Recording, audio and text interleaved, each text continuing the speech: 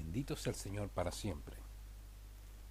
Seguimos en esta serie de enseñanzas que, por la gracia de aquel que nos llamó, por su misericordia, estamos tratando de desarrollar, y ya hemos transitado por varias etapas. Hemos ya desarrollado la introducción, el tema número 1, el tema número 2, doctrinas de error, de esta serie que estamos llevando a cabo, que tiene como título Doctrinas de error y sus ramificaciones. Es para mí un gozo en el Señor poder tener la honra de poder explorar estos temas con el único fin de edificar, de llamar al continuo arrepentimiento y tener como propósito firme que Cristo está con nosotros. El lema de esta serie de estudios es verdad más error igual a falsa doctrina. Verdad más error igual a falsa doctrina. Cuando nosotros hacemos un postulado de algo, exponemos algo, y eso no tiene un argumento sólido que pueda ser comprobado usando las metodologías, usando las lenguas, usando la morfosintaxis, usando todas las herramientas que tenemos para hacer un buen análisis, un buen estudio, y lo más sencillo y práctico, que tenga peso y fortaleza en lo que dijo Jesucristo, pero en su contexto, no fuera del contexto, porque las palabras dichas por el Señor, por los profetas, por los apóstoles, sacadas de su contexto, han contribuido a hacer un sistema de ideas que tiene algo de verdad, pero está contaminada con mucho error. El resultado, doctrinas falsas, doctrinas y falsas enseñanzas. Aunque digan que es la fuente oficial del relato histórico, yo he aprendido a usar lo que Dios me ha dado, que es la capacidad del análisis, discernimiento, y muchas veces uno como hombre, aún con todas esas herramientas, se equivoca, porque somos humanos, somos de carne y de hueso, y mientras estemos en este cuerpo de muerte, en este mundo de circunstancias, pues tendremos que aprender de los errores, de los fracasos, de las caídas. Pero la idea es que podamos avanzar. Pienso que la verdad se sostiene si hay un fundamento. Y ese fundamento es uno solo. No hay otro fundamento. Ese fundamento se llama Jesucristo. Quien edifique sobre ese fundamento sus doctrinas, sus ideas, no tomando en cuenta lo que dijo la fuente más cercana al Señor y lo que el mismo Señor dijo, pues estará construyendo una casa de papel. Una casa de papel. Y por eso es que vemos que hay ministerios que son, los líderes son de papel, y los pies o basamentos o fundamentos de ese ministerio son de barro. Líderes de barro con pies, líderes de papel con pies de barro. Entonces, como lo expliqué en una de estas intervenciones que tuve anteriormente, los que usan esta metodología usan un lenguaje que es el lenguaje sagaz de manipulación, de coacción, de hacer ver una verdad, una mentira como una verdad, y de ahí entonces comienza el sinfín de creencias y postulados que hay, que nos han llevado a tener tantas denominaciones, tantas religiones, tantas sectas, tantas creencias, donde la gente se pregunta, ¿quién es Dios? cuál es la religión verdadera, a dónde me congrego, y todos dicen creer en Dios, pero lo hacen de una manera tan distorsionada, y eso lleva a la confusión. Hay quienes pues se han conformado y me dicen, no, aquí me quedo porque aquí fue que aprendí, aquí me bautizaron.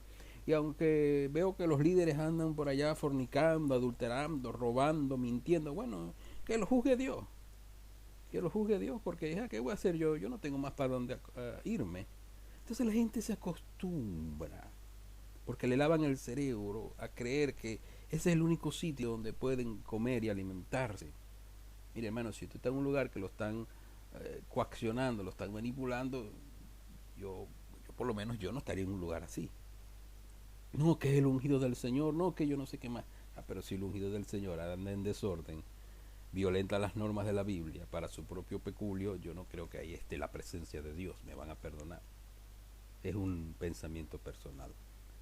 Por eso yo no invito a nadie que salga de sus congregaciones y se vaya para otro lugar. No, ese es el trabajo del Espíritu de Dios que debe despertar en nosotros un sentir de despertar, de volvernos a la fuente.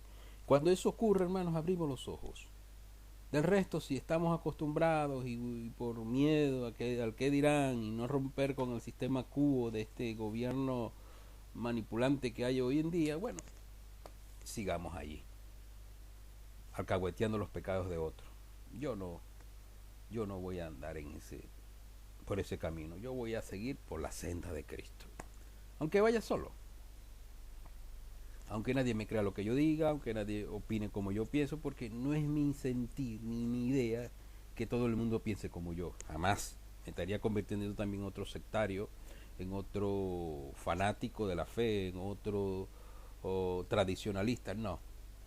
Yo quiero imitar los pasos de Jesús.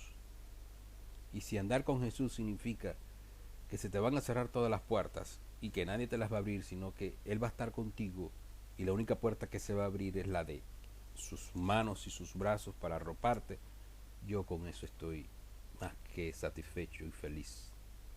Si Él está conmigo, lo demás, me acepten o no me acepten, ya eso no me debe hacer sentir mal. Incomoda y siempre hay la necesidad de pertenecer a un grupo, a un gremio o algo, pero si las circunstancias no son acordes a los principios bíblicos, yo me quedo con la Biblia, aunque me quede solo. Y solo no estoy porque Cristo va con nosotros, dirigiendo nuestros pasos. Y eso es lo importante, que estemos bien con Cristo. Estemos bien con Cristo.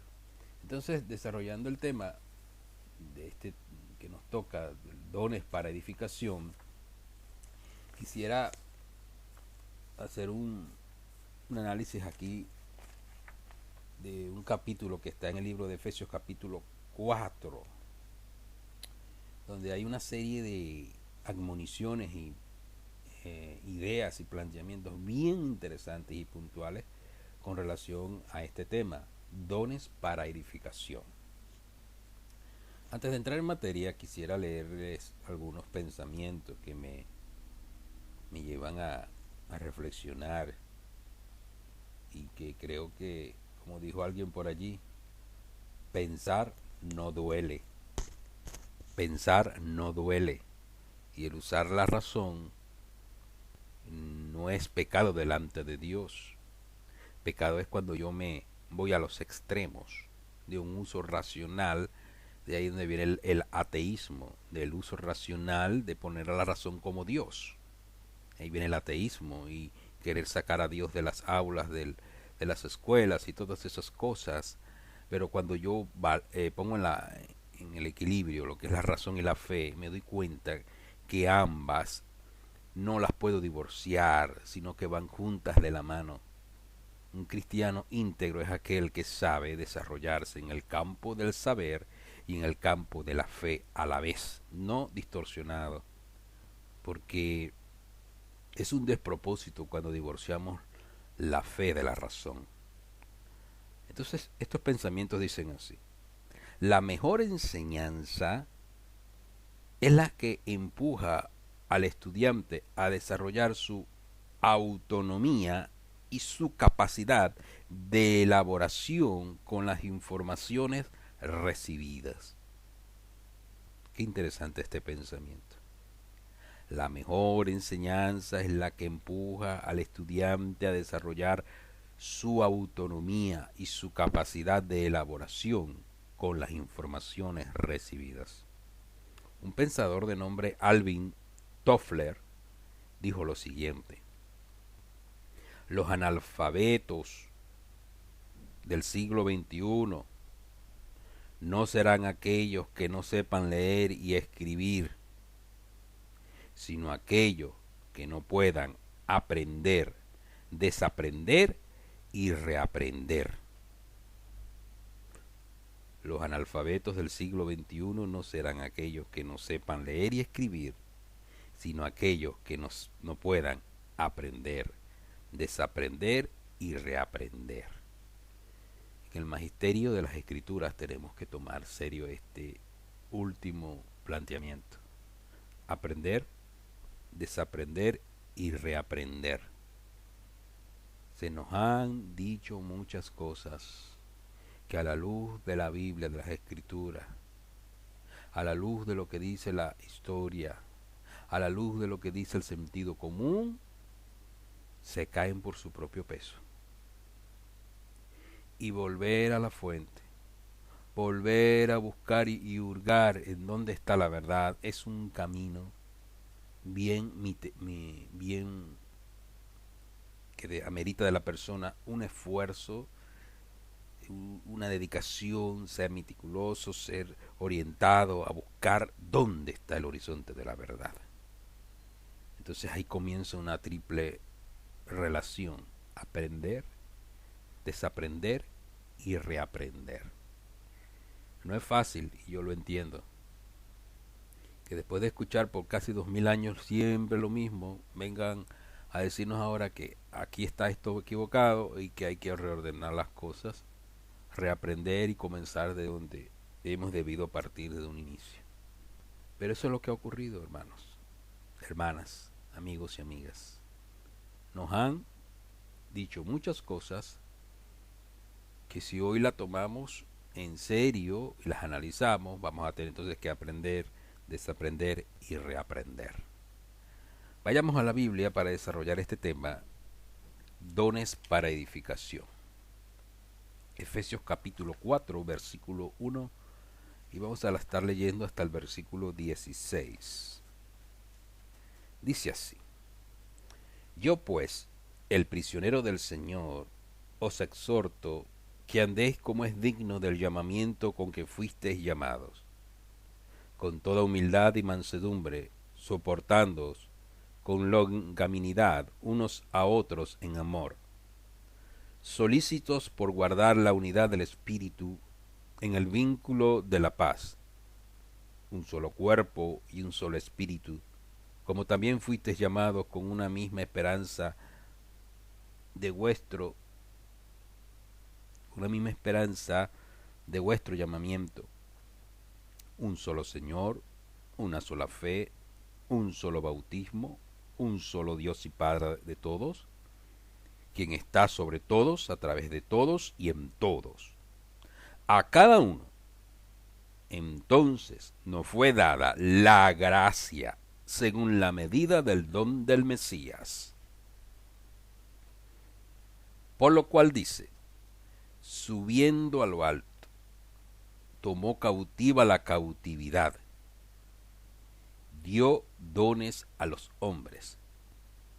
Y esto de que subió, ¿qué significa? Sino que también había descendido a las profundidades de la tierra. El que descendió es el mismo que también ascendió por encima de todos los cielos para llenar todas las cosas.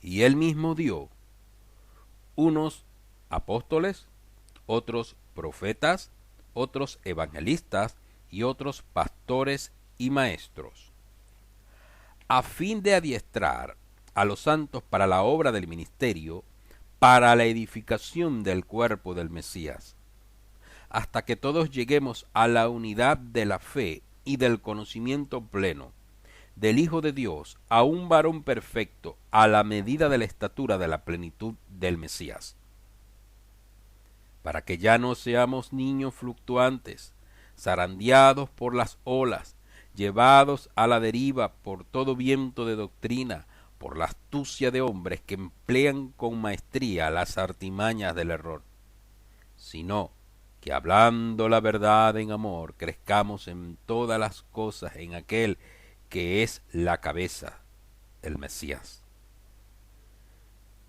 Él viene, de él viene que el cuerpo entero, bien ajustado y unido por todos los ligamentos, según la función propia de cada uno de sus miembros, crezca y se edifique en amor.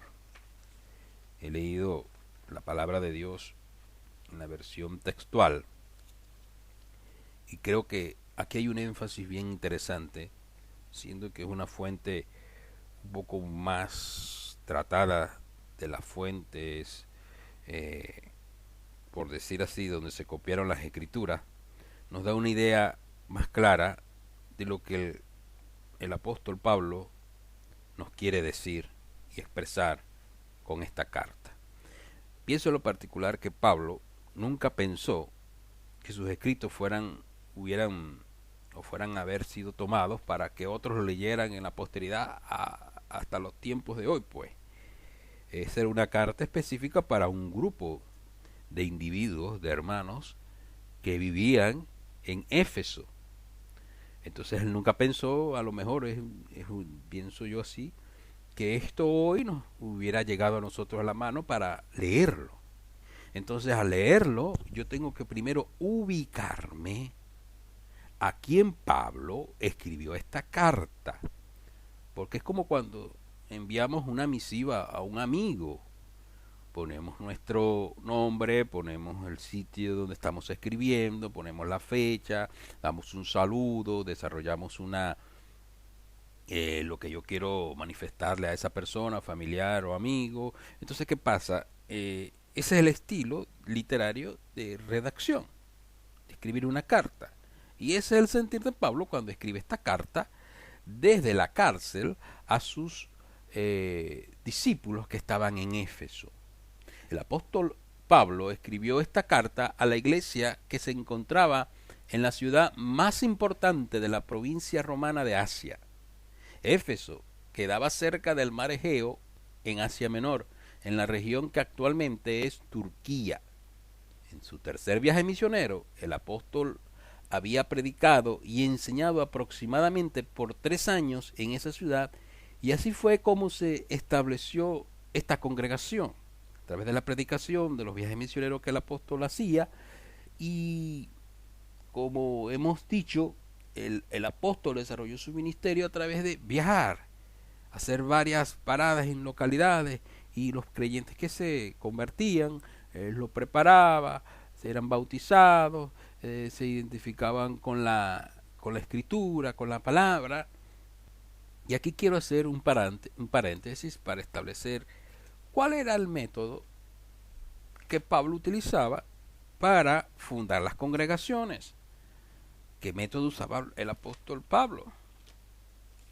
Si nos vamos al libro de Hechos, capítulo 17, nos vamos a dar cuenta cuál era el método paulino a la hora de llegar primeramente a quien enfocó su ministerio, a los judíos. Después, como él dice más adelante, por razones obvias que ya lo rechazaron los judíos, bueno, no me quieren, me voy con los gentiles, pues ya se acabó.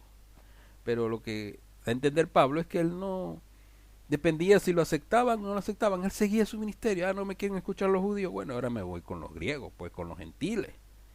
Y así pienso que debe ser, hermano, la vida en el Señor. Si en un sitio no te escuchan, bueno, tú sigue el ministerio donde el Señor te ponga.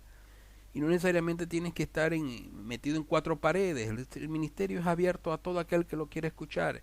Y tus dones que Dios te ha dado son para servir a los santos, no para esconderlos.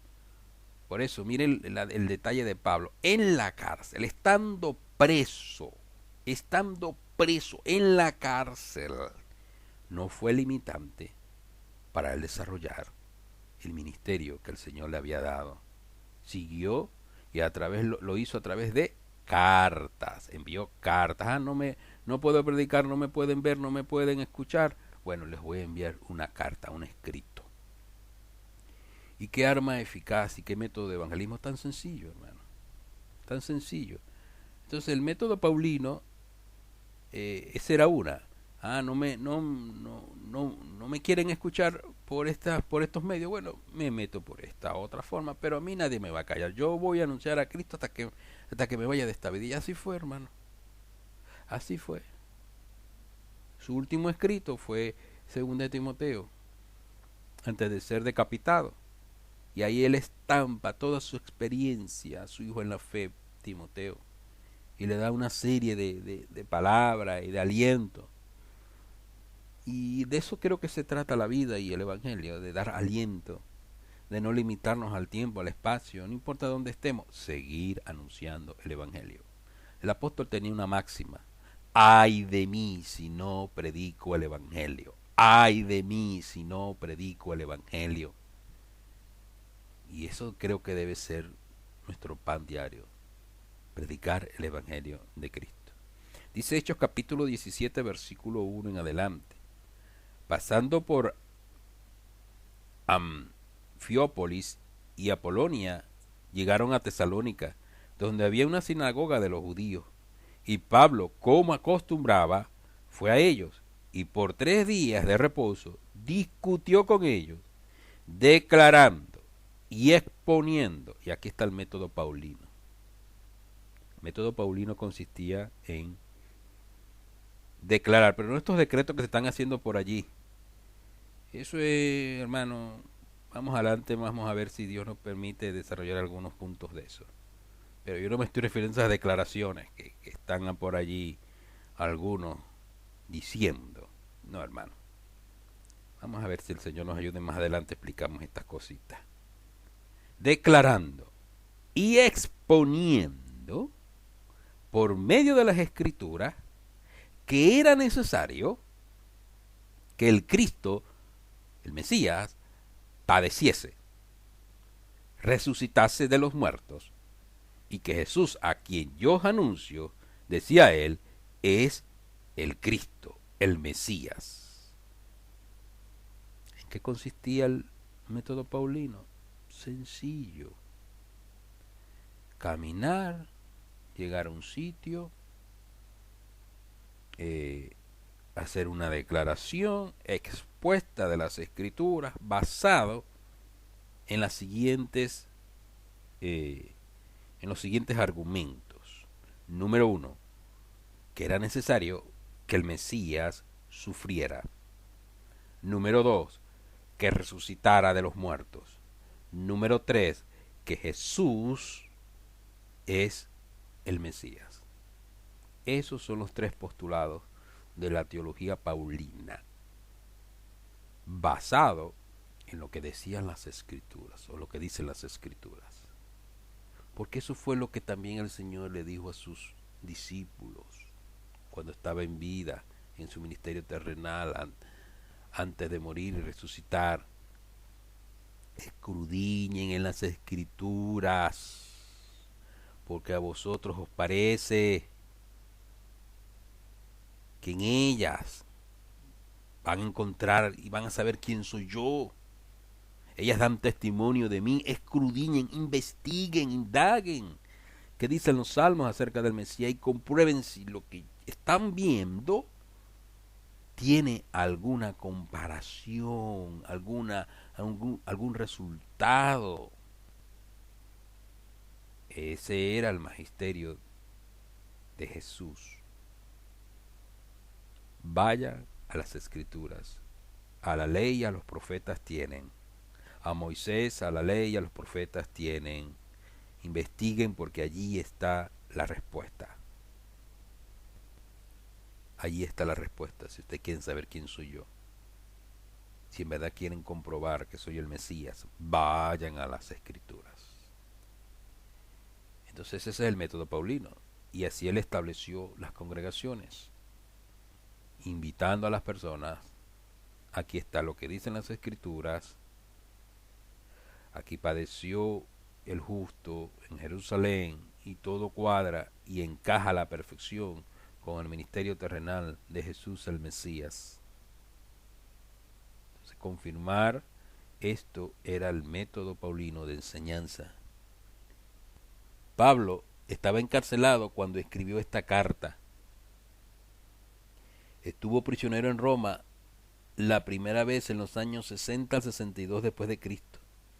Probablemente envió por medio de Tíquico y Onésimo las cartas a Éfeso, Colosas y a Filemón en el año 60 o 61 después de Cristo.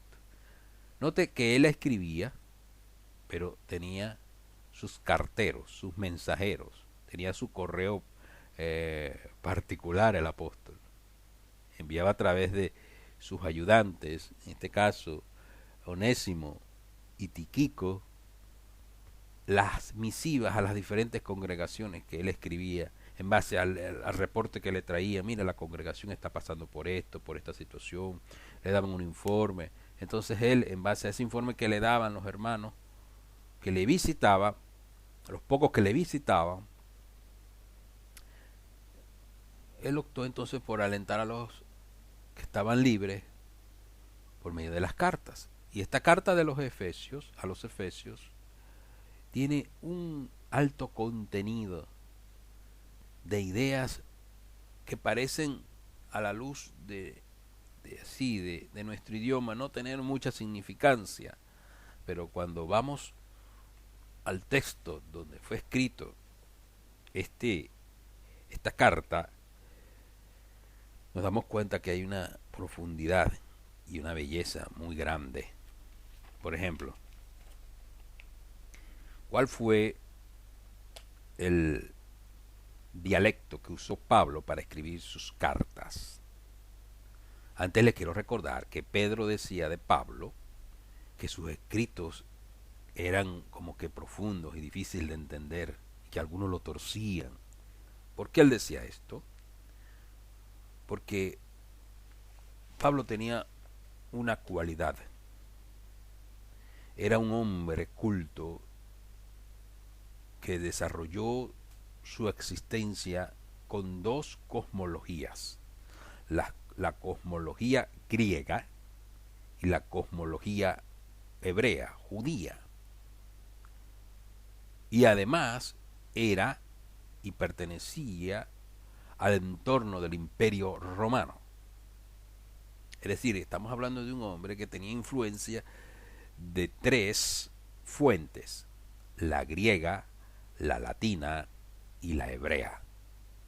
Tan profundo era este hombre que posiblemente, si él hubiera seguido en la secta de los fariseos, hubiera llegado a ser el rabino principal del Sanedrín.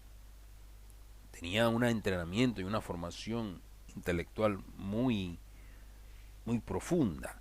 Y él era conocedor de de los trasfondos que le estoy hablando, de la cultura griega, la cultura latina y la cultura hebrea.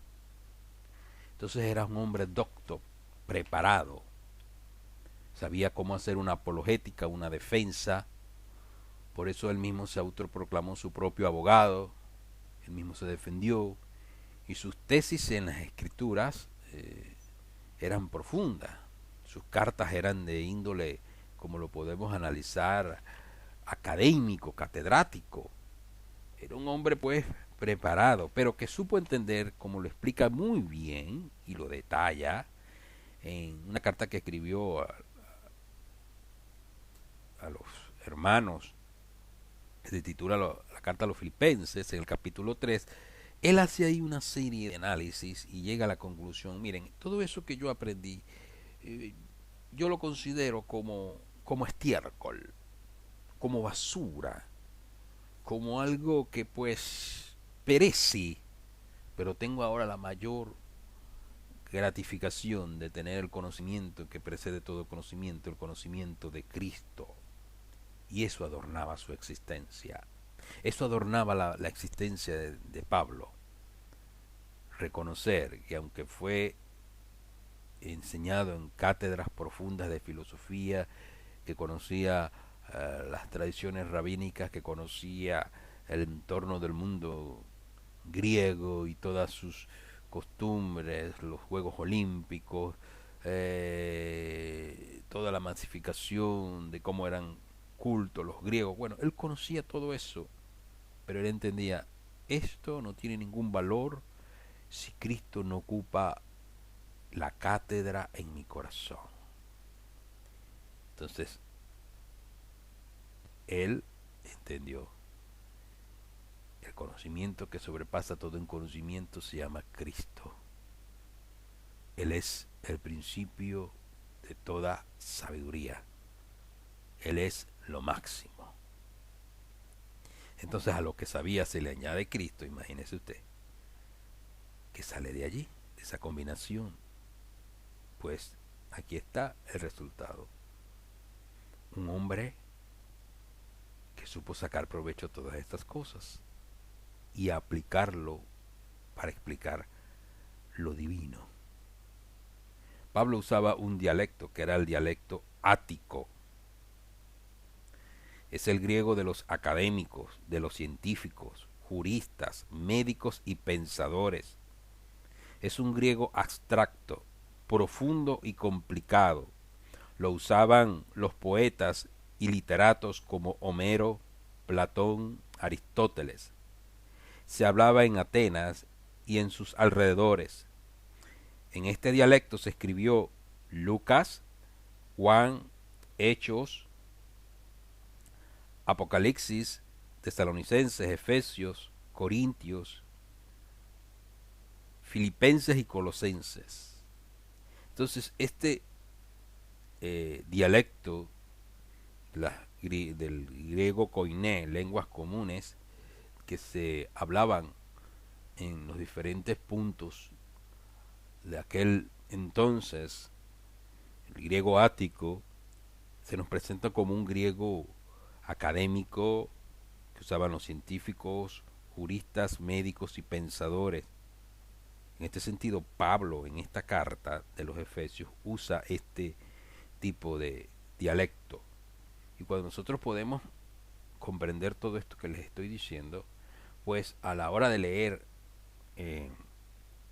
la carta, cobrará más vida y más entendimiento lo que él nos quería transmitir. La carta, y en especial este capítulo 4,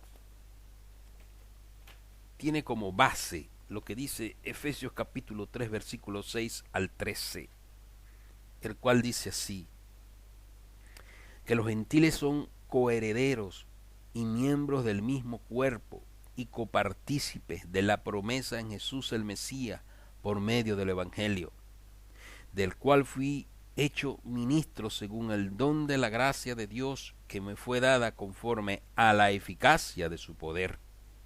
A mí, que soy menos que el más pequeño de todos los santos, me fue dada esta gracia de proclamar a los gentiles el Evangelio de la inescrutable riqueza del Mesías y de sacar a luz cuál es la dispensación del misterio escondido desde los siglos en Dios, que creó todas las cosas, para que la multiforme sabiduría de Dios sea dada ahora a conocer por medio de la Iglesia a los principados y potestades en los cielos, conforme al plan de las edades que hizo en Jesús el Mesías, Señor nuestro, en el cual tenemos seguridad y derecho de entrada con confianza por la fe en Él.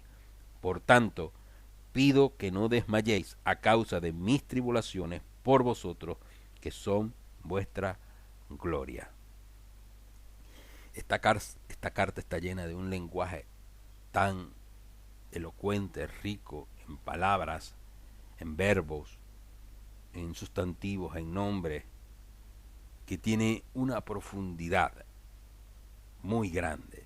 Y yo les invito a que la lean del capítulo 1 al capítulo 6 y encontrarán allí una serie de lenguajes, de palabras, que a lo mejor si las leemos con la óptica de nuestra mentalidad de hoy en día no la podremos entender.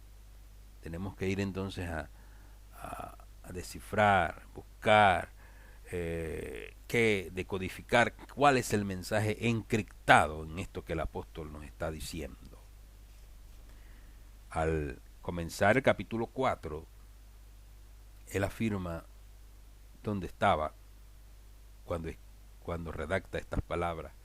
Yo pues, el prisionero del Señor, os exhorto a que andéis como es digno del llamamiento que fuisteis llamados. A estos discípulos, a los cuales él en capítulo 3 anteriormente les hace un análisis de en qué consiste esto de que Cristo es la cabeza y nosotros el cuerpo, a lo que se le da la denominación de iglesia, porque iglesia no son 4 paredes. Yo no sé de dónde la gente saca ese concepto de ponerle a un edificio iglesia. Los edificios no son iglesias, son locales, si lo queremos interpretar así, locales de reunión donde va la iglesia del Señor, que es diferente, donde nos congregamos. Pero el local en sí no es iglesia. Son las instalaciones donde se reúne la iglesia. La iglesia somos tú y yo. Y la iglesia no tiene denominación. La iglesia no pertenece a ningún gremio. La iglesia no pertenece a ningún hombre. La iglesia no pertenece a institución humana. La iglesia fue comprada por la sangre de Cristo y pertenece a Cristo. Él es la cabeza, Él es el dueño, Él es el amo, Él es el Señor de todos nosotros. Y mientras no tengamos claros esos conceptos y queramos ocupar y usurpar el lugar de Cristo, siendo querer nosotros ser la cabeza, pues yo te voy a decir algo, vas a tener grandes problemas. Nosotros lo que somos es colaboradores, administradores. Mire, a mí, con mucho respeto, ¿no? Pero yo cuando escucho decir mi iglesia, mi congregación, yo me pregunto dentro de mí, mira, y tú moriste por toda esta gente en la cruz, tú eres Cristo, tú eres Dios para decir eso. Yo no puedo decir mi iglesia, mi congregación. Yo no soy dueño de nadie. Yo soy un esclavo de Jesucristo, un colaborador, un administrador. Y no puedo yo tomar el lugar de Cristo. Simplemente soy un siervo que cuando cumplo mi trabajo me debo decir a mí mismo, bueno, Señor, cumplí mi trabajo, siervo inútil soy para que tú puedas en tu misericordia, si tú quieres seguir contando conmigo, aquí estoy. Aquí estoy. Me presto, aquí está mi vida, mi tiempo, úsame conforme a tu misericordia. Entonces, Él es la cabeza. Yo pues, el prisionero del Señor, os exhorto que andéis como es digno del llamamiento con que fuisteis llamados. Los llamados tienen unas cualidades, aquí las explica. El llamado tiene que caminar con toda humildad y mansedumbre, soportando con longanimidad, en amor, los unos a los otros. Entonces, el que dice ser discípulo de Cristo, dice estar en Cristo. Aquí lo primero que se me dice es que yo tengo que ser llamado. Y llamado significa invitado. Pregunto, ¿tú has sido invitado a pertenecer al cuerpo de Cristo? ¿Eres llamado a servir a los santos a la mesa del Señor? ¿O eres un infiltrado? ¿O eres uno que se viste de oveja para manipular la obra del Señor? Hay una admonición bien fuerte que está en Ezequiel capítulo 34. Yo invito a todos aquellos que decimos ser ministros del Señor que leamos ese capítulo. Ezequiel 34. Y saquemos conclusión si somos llamados o no somos llamados. ¿Cómo determinar si somos llamados a la obra de Dios? ¿Cómo saber si he sido llamado para ministrar a los santos? En primer lugar, el testimonio divino. ¿Qué Dios dice de mí? En segundo lugar, el testigo interno. ¿Qué me dice mi conciencia? ¿Qué testifica mi corazón? ¿Qué testifica mi ser aquí adentro? Lo tercero, el testimonio de la congregación. ¿Qué certifican los hermanos que yo hago? Porque no debo ser yo el que me autoproclame y me diga, yo soy fulano de tal, doctor, como alguien una vez me entregó una tarjetica de presentación que yo dije, my goodness, ¿qué es esto? Tenía como 10 títulos, 10 como 10 cosas que hacía a la vez. Era doctor, era maestro, era pastor, era un sinfín de títulos. Y yo, Dios mío, ¿qué es esto? ¿Qué es esto? Yo no tengo que estar vendiéndome como la última Coca-Cola en el desierto. Yo simplemente lo que soy es un siervo, un esclavo de Cristo. Esa es mi carta de presentación. Yo soy un siervo, un esclavo de Jesucristo. Punto. Entonces la congregación debe confirmar los talentos y, y dones que Dios te ha dado. No tú.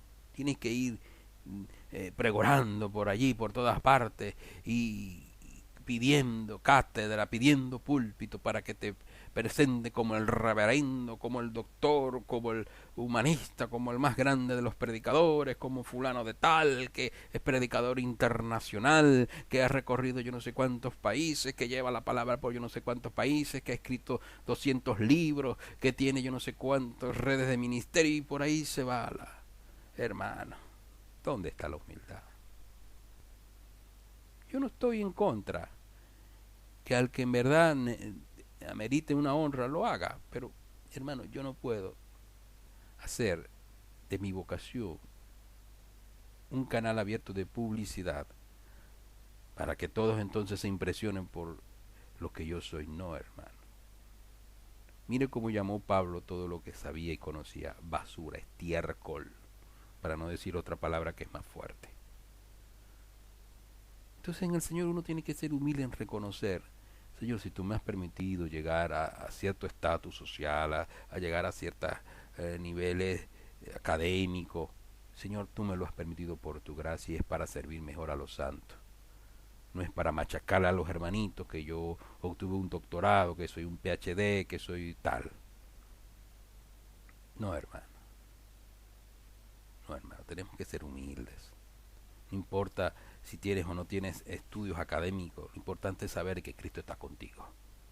Cuando uno tiene eso, hermano, tiene convicción de llamado. Entonces la congregación confirma el talento y el don. A ese llamado, que es el quinto punto, Dios, van a haber, perdón, señales de respaldo. ¿Qué señales respaldan lo que Dios te ha dado? ¿Cuáles son las señales de tu llamado? Que andas tumbando gente por allí, que andas quitando el dinero a la gente, esas no son las señales de que Dios te ha llamado. Estas no son señales de otra cosa, pero no son señales de un verdadero llamado. Averigua bien qué significa esto de las señales de respaldo. Lo otro, y muy importante, la característica de un verdadero llamado es frutos de arrepentimiento. Frutos de arrepentimiento. Hermanos, si no hay arrepentimiento continuo, si no nos arrepentimos, si estamos viviendo una vida doble, somos unos mentirosos. Tiene que haber fruto de arrepentimiento. Y por último, enseñar y vivir la sana doctrina. Enseñar y vivir la sana doctrina. En eso se basa un verdadero llamado. Recapitulando, entonces entendemos que el apóstol Pablo, escribiendo desde la cárcel, nos invita a una reflexión profunda de que debemos aprovechar el tiempo y edificarnos en amor, edificarnos en la fe una vez dada a los santos. Y hablando de este tema que tiene que ver con sana doctrina, que tiene que ver con postulados de fe que marcan nuestra existencia, marcan nuestro destino, nosotros somos llamados a hacer cambios, a hacer eh, un llamado a la edificación. Por eso concluyo este tema, dones para edificación, con el pensamiento paulino. Todo lo puedo en Cristo que me fortalece. En una próxima entrega seguiremos desarrollando este capítulo 4 de Efesios, en esta parte que estamos desarrollando, dones para edificación. Que Dios te bendiga y te guarde, y vamos a seguir en contacto para seguir desarrollando esta hermosa temática. Hasta una próxima entrega. Dios te guarde y te bendiga. Amén.